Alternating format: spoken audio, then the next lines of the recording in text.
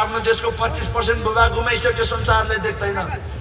म तपाईहरुलाई फेरि प्रतिज्ञा गर्न चाहन्छु, मेरो शरीरमा एक थोपा रगत बगिसम्म यो देश र यो राष्ट्रको निम्ति, राष्ट्रियता निम्ति सतीजाल चाहिँ यो राष्ट्रको निम्ति लड्ने यो फर्तालुङवासीसँग म संकल्प गर्न चाहन्छु, प्रण गर्न चाहन्छु। र जहिले पनि ताप्लेजुङको शिर उठ्ने गरी, आज तपाईहरुको शिर कहिले झुक्न नदिने गरी र आज नेकपा एमालेको यो चुनावी सभामा तपाईहरुलाई सम्बोधन गर्दै गर्दा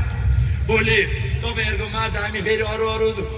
61 वटै पुग्नुपर्ने, सम्पूर्ण पालिका पुग्नुपर्ने छ। तपाईहरुले हरेक घर दैलो, हरेक जनता, फर्तालुङवासी, सम्पूर्ण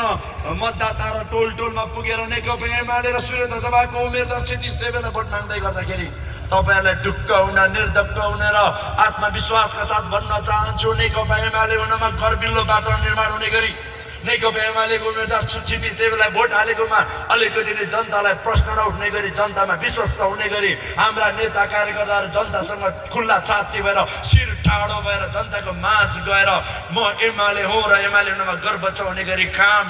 गरेर यो ठाउँको विकास निर्माण, यो जनताको सपना पुरा गर्दै